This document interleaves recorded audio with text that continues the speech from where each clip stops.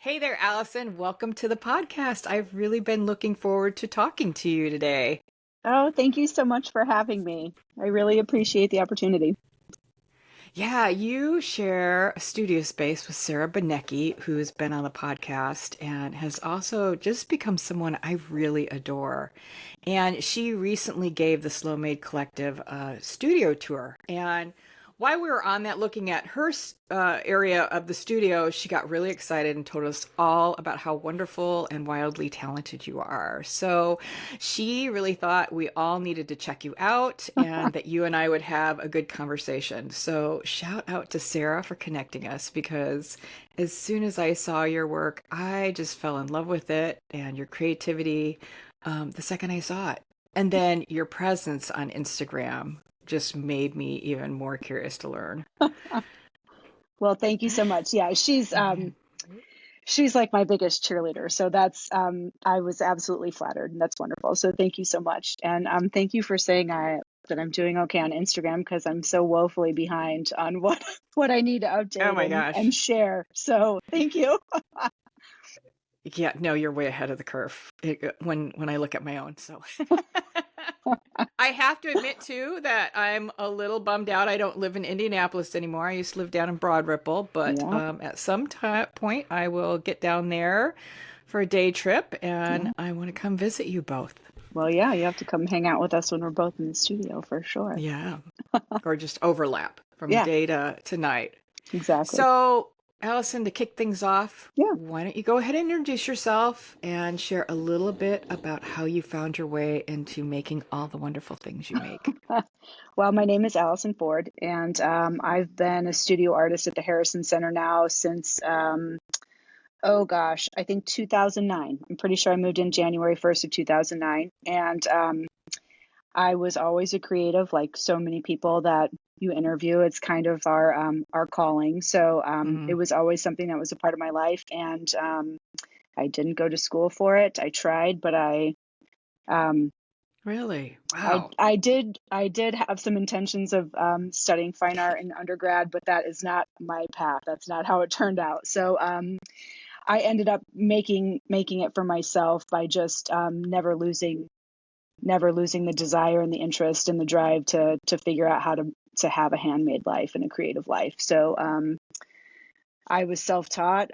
And then again, I had all my children while I was at the Harrison Center. So in a lot of ways, my art career and my family were born at the same time.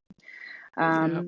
And then I went back recently here and I ended up getting my MFA in 2024. So I went back to school to actually go to art school.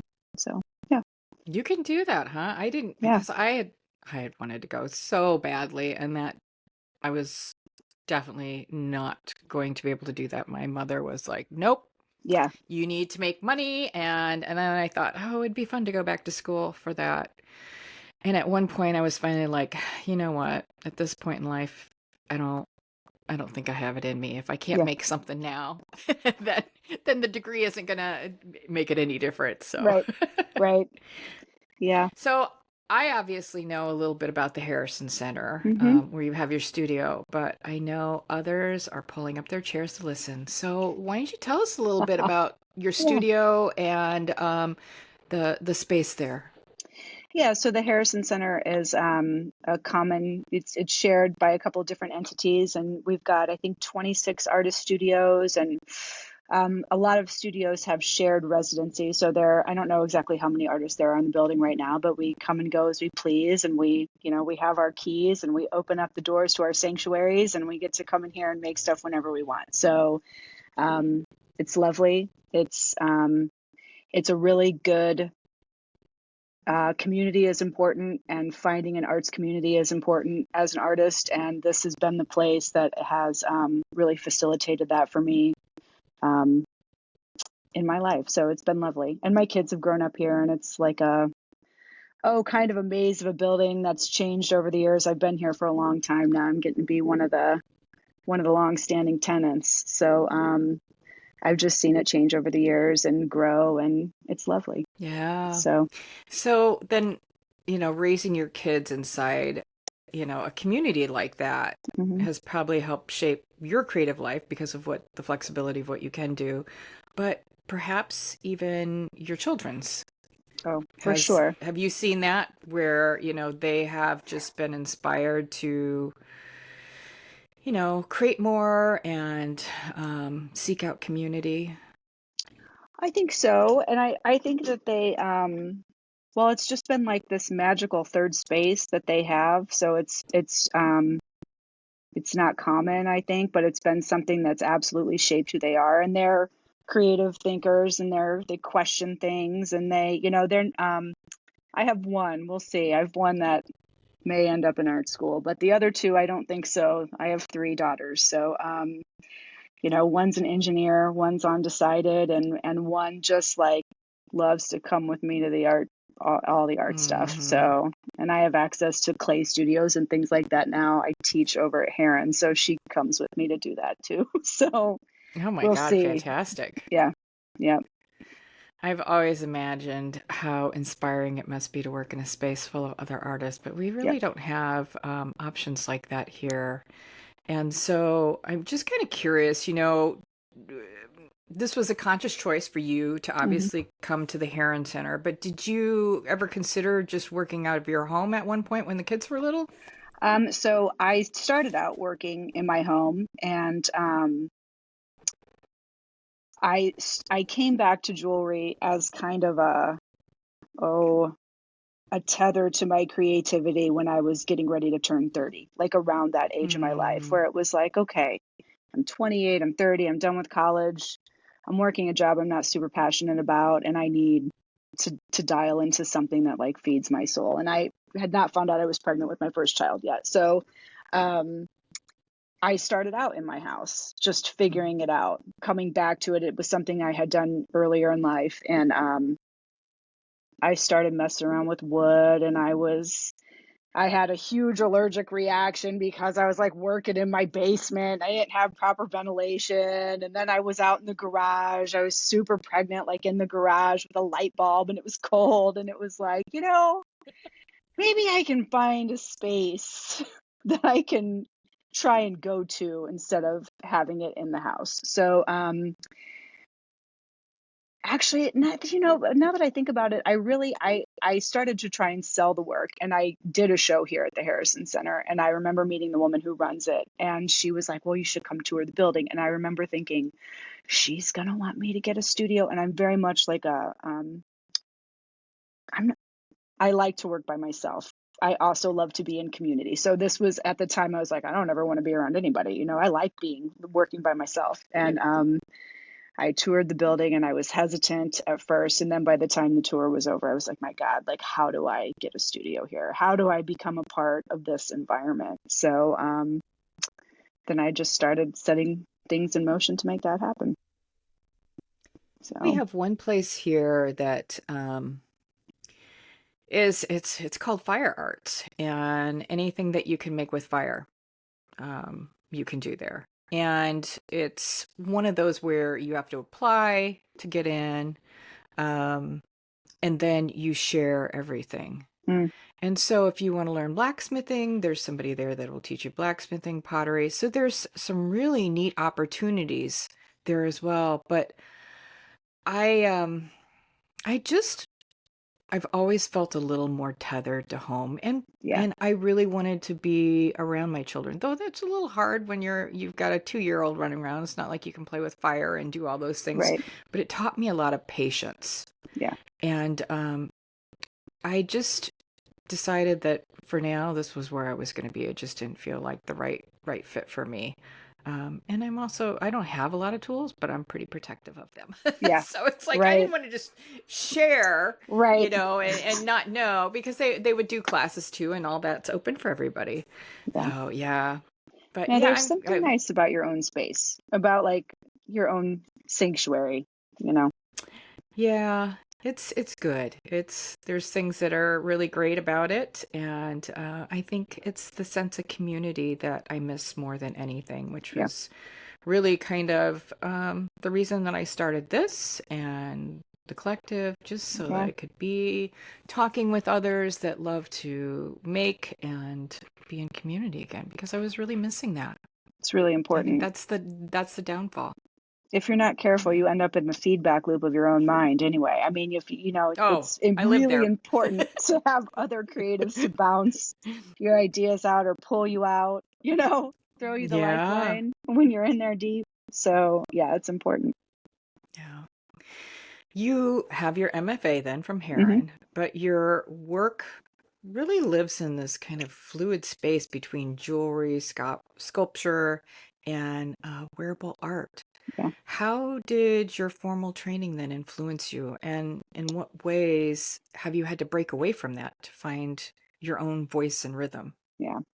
I Well, I had no real formal training before Heron, before I went back for my MFA. I mean, I've taken classes and I had some training in undergraduate, but so much of it was just, years of it just doing my own thing and figuring it out. And living very much in like a commodity world where jewelry is something that you track your hours, your materials, you price it accordingly, you do shows, am I going to be the wholesaler? Am I going to travel around and do all the shows? Like, what is my path going to be? And then I went back to school because I wanted to challenge myself to do something different because I had never there was just a lot that I had never tried before. So when I went back to school, I actually didn't do anything related to jewelry. Um, I went in and was like, I would like to know how to do cast bronze work, and I would like to figure out how to make molds and do all like I'm gonna cast ceramic pieces until I'm blue in the face, So how do I do enameling? Wow. How do I do all the things that I can't figure out on my own or take a class to do? And also, all of my kids are still at home, so it allowed me they're old enough that they didn't need me as much anymore, but it still allowed me the flexibility to like still be able to go to all the sports events and do all of those things. But really it's been difficult to come out of school where you've got this constant like eye on you or a lens on you, the limelight on you with just all the attention and the constant development of ideas, and everything has deeper meaning, and you're writing about it and you're developing bodies of work, and they all have these very just a lot of depth and breadth. And then to leave that and come back to the studio, that was again, everything has a story that I make, but not but it but also the jewelry was always like a commodity too, right? So you didn't have to hear the story, you didn't have to know all the nonstop thinking that I'm doing about everything. It can just be a cool piece of jewelry. So how to come back and marry those two worlds again has been actually kind of difficult. So I'm still figuring that out, honestly. And right now, as I am in my studio and trying to do some jewelry for the holidays, I just really kind of want to make some things that are just pretty and fun for me to make, that doesn't have like these deeper big things. There's maybe no story behind it other than I just like it and it's fun, and it's kind of easy to, not easy, but it's light-hearted and just fun. So, yeah. Yeah, I have local friend here who is fine. Well, she's a gallery artist. She's a jeweler and sells all over the world or shows all over the world.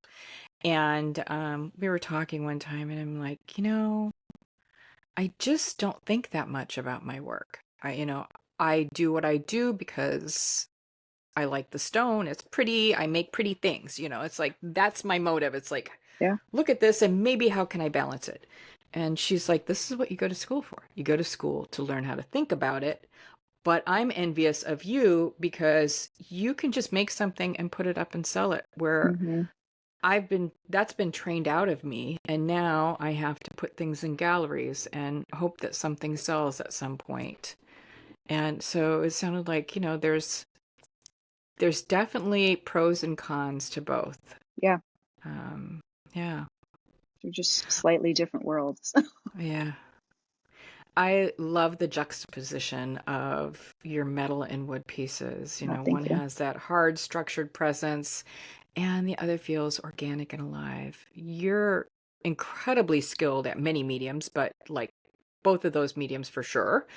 What originally drew you to bringing those elements together? And this is something that looks like it keeps coming back in your Mm. work time and time again. Yeah, it what initially brought it together was me figuring out well, when I started making jewelry again, I was using like found items and putting them together. And this is years ago, 20 years ago. And I applied to shows and I got feedback that my pieces, all my components had to be handmade. So, so I was like, okay, well, I have a Dremel tool. I'm going to make beads, like small, tiny components out of wood, because this is something that's like totally approachable. I know enough to be able to do that. So that was how the wood came about. But once I started working with it, then that became something that I knew I would always use. I really love it. So I knew from very early on that that would be something that would always show up in the work. And then also just finding things. I don't solder really. I'm mostly cold connections in jewelry. So that worked really well with my process and just being able to use that how my process and my ability informed the things that I was making. So yeah. People would probably be mortified to know this. I have a flex shaft, but I still go to my Dremel first and Yeah, foremost. I use it all the It's time. like it works, It's I easy. burn the motors out of these things. Like Oh God, yeah. but it works just fine. So yeah, yeah, yeah. I feel like, our art and our craft, we're always kind of bringing our own stories with us Hmm. into our work. And the things we're curious about, even the things we don't fully realize we're trying to understand. When you strip away the materials, the labels, Yeah, exhibitions, what do you think you're trying to explore through your work? yeah. Honestly, this has changed over the years too. When I first started out, my dream was to make stuff that people would want to buy, and that was it. Like, um, can I create products that people actually want to spend their money on? So that was how I began. And it evolved a little bit over the years where I was trying to like share some elements of myself or the places I live, my personal experiences, my embodied history through the work. And at some point, at where I'm at now, the evolution has kind of become um, that this can be a vehicle for like empathy. That Mm. that you can make these objects that are they compelling enough that someone can look at them, like it grabs your attention, but then you get to looking at it and you start to imagine your own life laid on it, like your own stories woven into it. And if you can do that, you can start to question like, oh, well, this is like a commonality that we share because I made it, but you're responding to it. And so maybe are others that are seeing it or, enjoying it or whatever it is yeah, that art can be a vehicle of empathy in that way, I guess. I love that. Yeah. And then, you make, and then also I like to make cool things, pretty things, neat things. Um, yeah. When I was looking through your Instagram feed, I'm like, dang, you just kind of it looks like you just really follow your whatever it is that you're feeling at that time. It's like, yeah, Right. I'm gonna try this. That's absolutely right. Yeah. That's my favorite part is being able to like, if I can keep it playful, then that's it. Right. Yeah. Yes. So, I watched the short interview you did for Journey Indiana oh on yeah. YouTube, and you mentioned that you didn't really fit into one category, not like Mm, strictly fine art, not strictly jewelry, not strictly sculpture. And then yeah. when I was poking around on Instagram, I ended up in your highlight reels, watching the process of how Yeah. you created Baba Pascha. Yep. Say that again, Yes. Baba Pascha, Yep. which Yeah. was wildly entertaining, by the way. I loved you driving her around in the car and It in the was weird. wheelchair. It was And weird. then, her spider companion. Yep. So it does. It feels like you give yourself, time and freedom and the curiosity to just experiment and follow your creative heart, which I love that so much. And it's something that I'm trying to pull myself back into. But Yeah. yeah, it's a mental game. It is. So I'm Yeah. curious, I know you said things have evolved, but Hmm. do you ever still feel the pull of trying to fit into those neat definitions of what art is? Or has that just never really been your thing? No, I think I struggled with that mightily in the beginning for sure. And I let it, oh, I don't know if I let it define me, but not define me, or discourage me, but it certainly was like an earworm in my brain that would fuel like the negative talk, I suppose, or the Hmm. shoulds, like, oh, you should. Um, um, but I'm trying to work through this now, honestly. Like I'm trying to figure out, or just trying to keep like what it means to me and why I'm doing it as like the focus. And I'm teaching now, and um, that really fulfills something for me, that it allows me to like take all the random things that I've ever experimented with or played with, where I felt like no one values this has no value in our modern society, Hmm. like I basic, um but it's it's beneficial to people. It's something that's useful, and it's something that I can like share with people, and they can take it and develop it into their own things. Like all of my random useless information becomes something valued, and that has been wonderful for me. So I would say that the experience of being able to teach, which I never thought that I would want to teach, but that has been kind of a defining thing for my artistic practice at this age of my life. So it's been great. What do you think guides you then in your creativity as your work keeps evolving? Um, well, there are certain things where I have some big ideas and things that just like, sometimes I respond to things that I'm very passionate about, positively or negatively, right? Sometimes I just want to play and like experiment and have the freedom to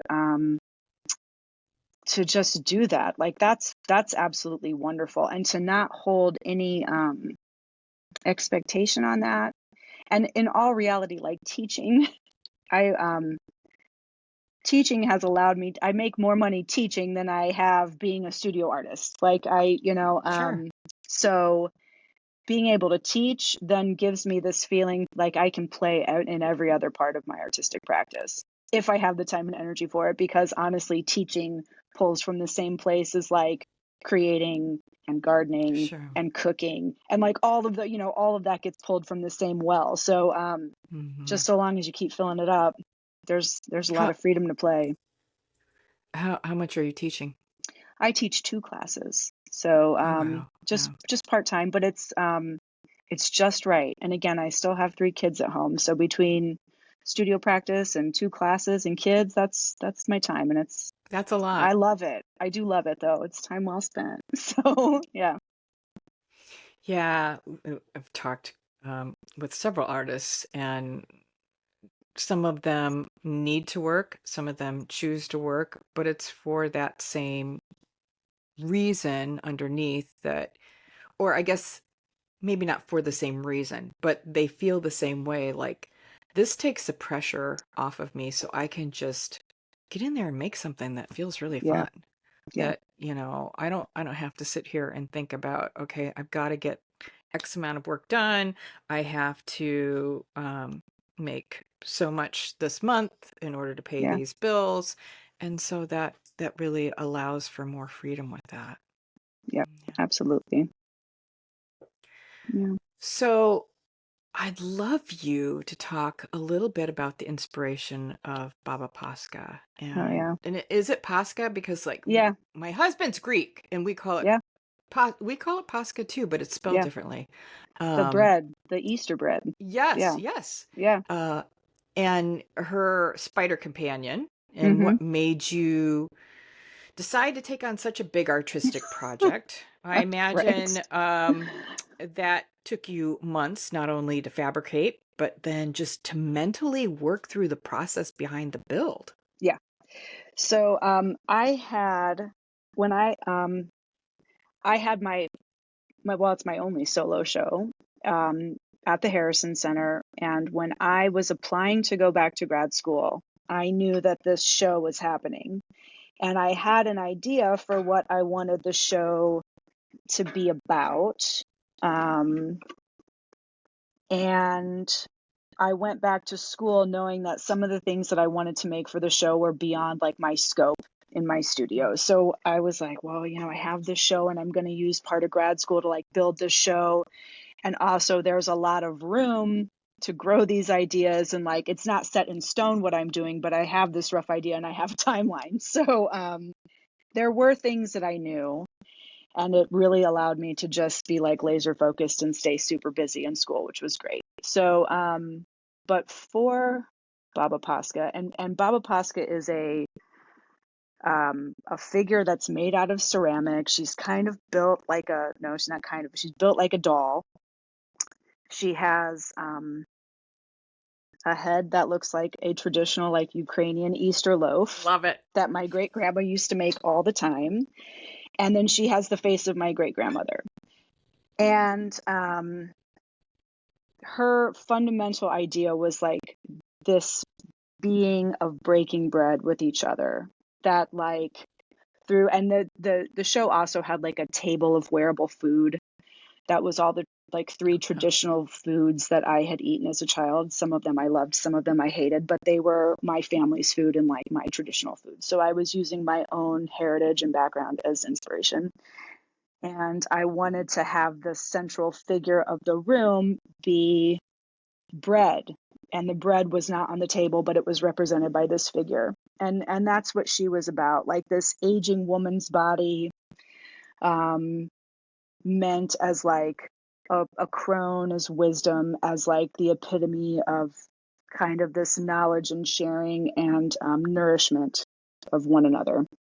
That we would all be able to come to this table, and through just the act of breaking bread and sitting at table, we could overcome differences, or you could talk civilly to people. You could have this shared moment together.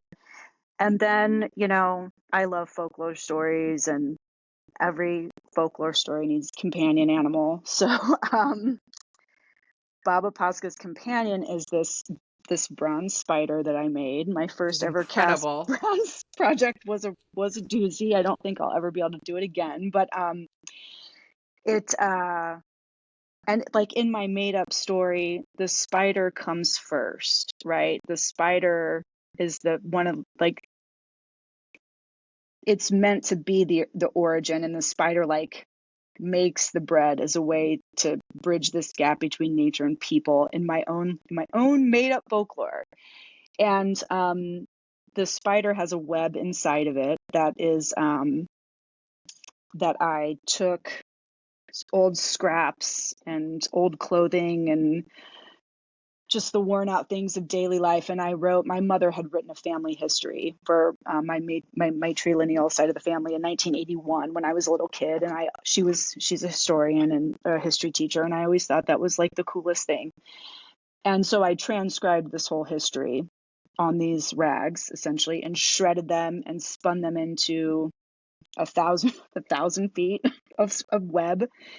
And that web comes out of this spider, and then I invite people to add to it, so the web always grows. And the idea with that was just how our lives intertwine and our histories intertwine, and we're made of like our stories, and how we all have these like common threads, and that the spider is this figure in folklore that comes up over and over again through time and place, and it's got I don't know, sometimes it's positive and sometimes it's negative, but it always has this um, we're building home, we're like tethered to each other, we have threads binding to each other, and I think that the spider and the Baba Pascha figure are kind of meant to be, they're like a visual language that is a tether to like storytelling that most people have in common. So it's just meant to be like a visual reminder of these stories, which are tethers for us, for people, uh, That to is be all just so reminded of our incredible. oneness, our interconnectedness, however you want to say it. So yeah. Yeah, and I think that was one of the things that I loved so much about, you taking everyone along for the ride. Um, when I initially like looked at your page and I saw you kind of drilling through, I think it was a leg that day. And Yeah. I thought it was wood at first Yeah. because I had associated, you work with wood. I didn't realize it was clay until I started looking at the highlight reel Yeah. on that. Um, so yeah, you did such an amazing job just sharing the process and kind of the fun with it and the thought process behind Yeah. it. Thank you. Yeah.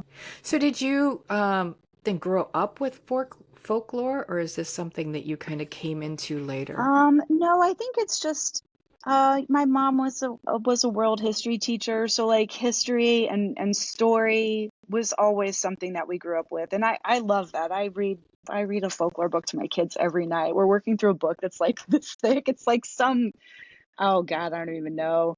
Probably some undergraduate text that we just be like, but all the stories are in here, so we're just going to read through them. So yeah, I just love it. Um, yeah. I It's I love amazing. stories. I'm also fascinated by your Indiana bug series. Oh What yeah, kind of made you go, yep, we're going to work with moths right. and cicadas? That's the direction I want to go. Oh, Do and they hold a special meaning for you? no, no, they don't. I don't know how I ended up becoming like this bug lady, but I am, They're and now I beautiful. love them. Right, like now I notice bugs all the time, and I see them everywhere because my life now imitates art, which is really fun. But I had done oh gosh, early on, I did some placemaking jewelry for the State Museum where I was like, well, you know what? We'll do bugs. We'll do bugs that are in Indiana, and that will be how we define place. There was a point in my career where I was like, oh, I can share, it wasn't just I was making cool things. I was also sharing some things about my life. So like, this is where I'm from in India. I live in Marion County, and these are the bugs that we have. So placemaking kind of became something that I did in the work. And so that's how the bugs started. And then they just kind of became this really, I love to make them. They're really beautiful. And you can just go, there's inspiration forever. And it's really a cool way to be like, well, I don't know. It's something that also ties people back to the natural world, right? So it's something that kind of gives you a moment of pause to be like, well, that necklace is 12 feet or 12 inches across, and it's this giant thing, but it's modeled after this little tiny moth that you could see in your backyard if you look for it, So, um, yeah, I love Yeah, that. there was one neck piece I loved in particular, and you had shown too how you collaborated with another artist there to make like Mm, I don't want to say a stand, but like a display. yeah, So they could hang it, they could, yep, wear it. It was really, really cool. yeah. Thank you. That was at some point when you're making jewelry and well, I don't know.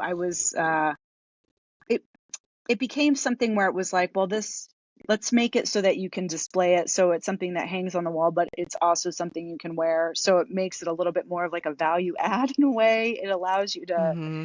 display it so you don't feel like, oh, I'm going to buy this really beautiful piece of jewelry and it's just going to get thrown in a drawer. So the Yeah. way like displaying the work, the jewelry in particular, became something that I really started to focus on. Yeah, for that Yeah, I reason. love that. We just did I think it was October, we did like a challenge within the collective about scary things. And Yeah. so for me, that was the spider Oh, yeah. because I don't know if you have them down there. I have never seen them until I moved into this house, and they're called fishing spiders. They're huge. Yeah. Ew. I The had big one in brown my ones. house and I about lost my mind. So that was the scariest thing that I could think of. And my daughter has always wanted like a tarantula. Like when we Yeah. found that, and she just turned 30, and she was just delighted and was trying to have it crawl on her, and I'm Yeah. just in terror. Yeah. So I made this spider, and she's a young woman. She's quirky, very artistic, and so I thought, well, we'll make it so you can hang it on, wear it. Yeah. You can display it. One of the girls suggested like a shadow box, and then her Mm-hmm. husband's like, "We'll make a web for it, Oh, yeah. out of metal." And I thought, I don't have time for all that. Right. But I love that. That was kind of a push for me because that's not something I think about, and Mm-hmm. that was really fun to create something for someone, not knowing what they would do with it, but giving it multiple purposes. Yep. Yep. And your piece Absolutely. was just beautiful. So it could be just a piece of art there on the wall as Yeah. well. Yeah. Thank you. Yeah. Your Instagram profile, you Mm-hmm. wrote "You're apprentice to a handmade life," which Yeah. I love that. What does that mean to you? And Yeah. how has the idea of handmade spilled into other parts of your life?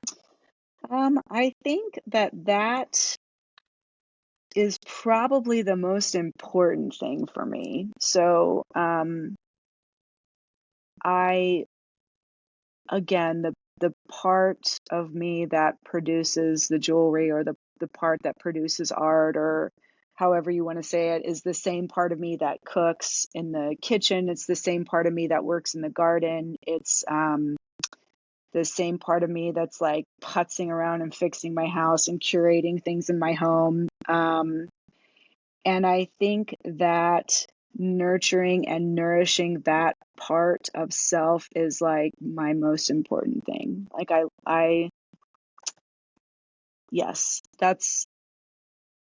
yeah, that's like living your life, right? So, Yeah.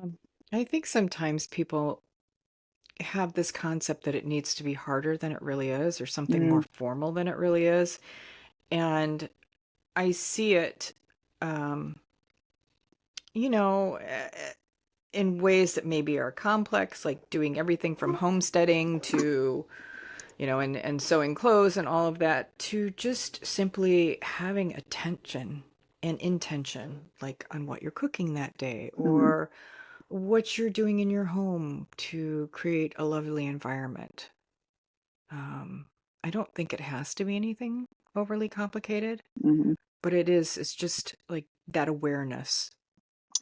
Yeah, I think where you said your intention, I think that's oh, I was listening to something the other day that was really so beautiful, and talking about how like simple rituals like that are and I think I've already used this phrasing, but mental tethers. And it gives you something for your mind to focus on, because your mind needs something to focus on, right? An untethered mind is like just chaos. And for me especially, I know that I really struggle with that. I'll overthink everything. I will get lost in my head if I'm not careful. So for me, just really dialing into the present and what I'm like actually doing is super important. And those are things that, again, that's a part of me that I enjoy. So it's when I'm doing that and I'm able to pay attention to it, then I can even find joy in folding laundry if I'm really Well, tuned you can into it. come right on over to my house. I mean, I just love getting through that horrid pile. Be like, oh God, we're almost done. Let's go. I So, cleaned, I God. have two studio spaces on my property. One has all my big equipment, and I don't go up there much. It's not heated. Well, it has a pot belly, but I can't seem to make it function well enough. So I keep my big equipment up there, and then I moved the rest of it into my basement space. And I've never really settled in there. Hmm. I don't know. There's this thing that I just have such a hard time. I think for many years I lived in Hawaii, so I keep feeling like this is just temporary. It's temporary. I'm going to Yeah. move out someday. And the longer I'm here, the more reality is like, my kids are here right at the moment. That's not happening. My parents are getting older. Yeah. So this weekend, I have a neighbor who from our lake community that's coming to check out a couple pieces that I made for his wife that she's been wanting one. And I'm like, oh my God, I gotta clean up the place. I haven't done that in a couple years and organize it. And I spent the whole weekend cleaning and I go down there now and it's like, why haven't I done this? Oh, it was You know, so clean. I have little rituals that I do Yeah. beforehand, and there's certain things that are definitely in their place. And I'm not like crazy neat, but I know where everything is all the Yeah. time. But my creative space is not like that. It's just like this whirlwind of, Yeah. Me everything out in too. front of me so that I can see each piece and pull inspiration from little things here and there. It's just creative chaos, which I love it. Mine is chaos too. And I just, I'd like to throw out there. I don't know if we can do these deep soul cleans often because then they No. wouldn't be as impactful. They wouldn't mean anything. Good point. Good point. You got to just have that once every 5 years. You'd be like, I really need to change my whole life right now in the studio. I'm going to touch everything. No, Yeah, Sarah, I know Sarah was saying, "Oh, I got to put everything away." And Sarah I'm like, keeps "Good for me, you." she's so good for me. She just keeps it honest over here. I'm like, okay, I just love her to death. I'm like, I gotta keep it a little bit tidy. She's keeping me on my toes. So, yes. Put a little piece of tape across the Oh my the gosh. floor. My That's space is right. mine. No, yep. Do you Yeah. have any rituals or anything that kind of gets you in the mood Oh, for here, when creating? I come here, yeah, I kind of have the same thing I do every time where I like walk in and I light an incense or like a little piece of Mm. wood that I have. I always do that. And I always turn on the music. And then I have to do those before I do anything else. There was it's like sometimes I'll have slippers in here when it's real cold, but I haven't done that for a little while. But that's how I start every single time. And every now and again, like the moment I set foot in here, it's like it exploded onto my table. So occasionally, like you're saying, I'll be like, okay, get the music on. We have to clean off this surface. And then that will take me like 3 hours. And then 15 minutes later, it will be destroyed again as I like pick up a new project. But always music, always something smelling delicious. So, yeah. Yeah, he's coming over Wednesday, and I'm like, I can't touch my space until Oh, no, then. it's crazy. Thankfully, I'm waiting. I'm waiting for some metals, so I'm like, okay, I'm good.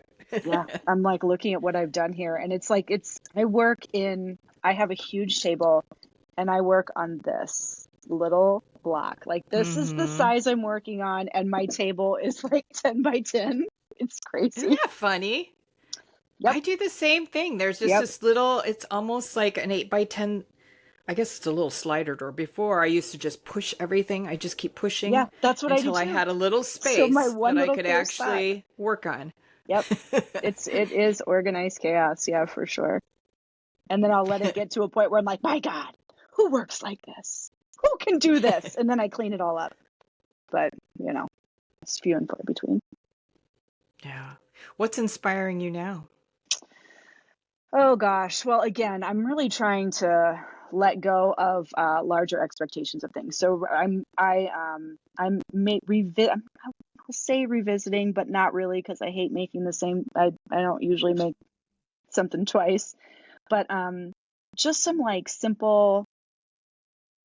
simple earrings and like simple shapes, mixed metal things that I had a friend of mine talk about a pair of earrings that his wife wore that she loves that I had made. And I was like, I'm going to be inspired by that and like a recent trip that I was on. And I'm making those. I'm trying to do some of those for First Friday. And I'm doing some experiments in the clay studio, just trying to play and figure things out that we'll see if that leads to anything interesting. And then I've got a large scale project that I've been trying to figure out how to make it for like 2 years now that I just keep thinking through that and saving bits for it. And And cycling back. maybe one day it will be resolved, maybe not. So yeah, it's kind of what I'm working on. I just buy more stones. That's the only. It's Really, like just that's need my more inspiration. It's rocks. like, oh, another pretty thing. Yep. Yeah. Another piece of material. Yeah. I get it. Well, I get it. Before we end our time Yeah. today, I have a handful of rapid fire questions for you. Okay. Okay. Ready? Yes. Wearable sculpture or everyday wearable? Which version wins today? Wearable sculpture. A food you could happily eat every day. A food I could happily eat every day.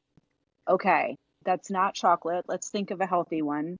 I would No, happily eat. there's no rules. Right. Let me just, you know what I want every day for the rest of my life? Just like the perfectly made, delicious, crusty bread with butter. Warm out Oh of the my oven. God, yeah. And cheese, all the cheese and chocolate. Thank you very much. Yeah, we just got some take and bake sourdough. Oh Mm, my God, it was so good. yep. I And I don't love have a lot of bread. bread. It was really Ugh, good. could Yeah. eat it always. Yeah. All right, finish the sentence. My Okay. work feels most like me when. My work feels most like me when it's playful. Wood dust or metal filings? Which mess bothers you less? Um, metal filings, unfortunately. The studio that I have that's up the hill, it was actually a blacksmith studio. Yeah. And he recreated muskets, like Civil War muskets. He'd Wow. never fired a gun in his life, but he would just recreate them. It's wild. And when I first went in there, he still had, he was moving out, actually built right down the hill from us. But, there's a forge there. There's just all this neat stuff, but all you could just smell was like the damp wood Yeah. in this place. And Yep. it was really, it took a long time, but I could smell that all the time. It was just Yeah. lovely. Yeah. I have this work table that was my grandfather's, and it like it still kind of smells like him. Just a little Awesome. bit. Uh so that's cool. I don't know. Smell's a hard thing to get out, for better or worse. So Yeah. yeah. Okay. A sound that you find strangely comforting. Oh gosh. A sound that I find strangely comforting is maybe like, oh God. I'm really struggling on this one. I guess my mind wants to say vacuum cleaner, but that's not strangely comforting. I feel like a lot of people know that sound and find it comforting. Wind chimes, maybe? Yeah, I was going to say maybe not even strangely, Yeah, because when I was first thinking about this, I was thinking, the things that I just love to listen to. yeah, And none of them were that strange because maybe like the snoring of my dogs or yeah. something like that, I'll tell you the sound that came to mind that is like a trigger sound for me is the sound of dripping water. Because I always am like, Oh, yeah. is that dripping inside my house? Is there a leak somewhere? It's Oh, I know warped that one. my brain. Yeah, it's not great. You would have hated my No. house before this one. Every, I would say 6 months or less, all of a sudden the ceiling would open up Oh and we'd God. have water coming in. Yeah. And we had copper pipes and they would get pinholes in them. And What? so after a couple years of this, because you never knew what was going to happen, we actually did all the plumbing that Yeah, I we could bet. get to and then sold the house. And I tell you what, I have never been so just paranoid about water leaking Oh, I as I bet. was after that. Yes. I had everything up Yes. on my altar. I had the Uh-huh. duct, duct tape and stuff. It's like, here, take care of this. Right. Yeah. All right, last one. Yeah. If you could teleport anywhere for a couple of uninterrupted hours, where are you landing? Oh my gosh. Uninterrupted hours. Oh my goodness. Well, I'm going to say uninterrupted hours. You know what? You got to take me to the top of a mountain or to the side of the ocean. One or the other. Mm-hmm. Yeah. Oh, I love that. I love both of Yeah. those. places so much. I know it. I'm going to always choose a sunny oceanside any day of the week, though. Yep. I just want to sit there and be able to look out over the vastness. I don't care if it's at the top or at the bottom, just as long as I can see it. So, yeah. Well, Allison, why don't you tell our listeners where they can best connect with you and see all the amazing work you're creating? Oh my gosh. Well, you can get on my Instagram, which is Studio AMF, and that is probably the best place. And I am really going to be committed to updating it with all of the things that I've done recently. So it will hopefully be updated soon. And at some point, I will have a website that's also up to date, but that's on my wish list. Yeah. So Instagram for now. That's the best. Or you can one thing always at a come time. see me if you live in Indianapolis. I am absolutely, I thought that was an invite for me. Oh, please. Yes. No, come hang out. No, Come there's hang going to be out. one of these days I'm going to come down there. We're going to have to do something live. We'll have like a For little sip and sure. share or something. Yeah, it's lovely. Well, it's been so nice to meet you, Allison, Oh my and gosh, just thank you. I So mean, nice there's to so talk much to I could you. have dove into. I love like some of your headpieces and the pictures you sent me with the Halloween costumes with the eyes are like, those are fabulous. You're definitely someone I'd love to spend some time with and just absorb it all. Well, I Oh, am from your neck of the woods, so yeah, next time I we're our head own out. breed, yeah. That's right. Are you really? You're Yeah. from this way? Mm-hmm. Yeah, my parents Oh, live in Granger. I grew up in South Bend and went to school in really? Mishawaka. Yeah. Oh yeah. Oh my God. Yeah. I Yeah. went to Adams. Oh yeah. So yeah, in South Bend. Yep. I went So to Penn. yeah, Yeah. you are from up here. Yeah. If you're ever Yep. in this neck of the woods, you gotta give me a shout out. Yeah, for sure. It's a date. Perfect. Well, it's Okay. been really great talking to you. Thank You you so too. much. Oh, and thank you. It's been lovely. I appreciate the opportunity again. Thank you.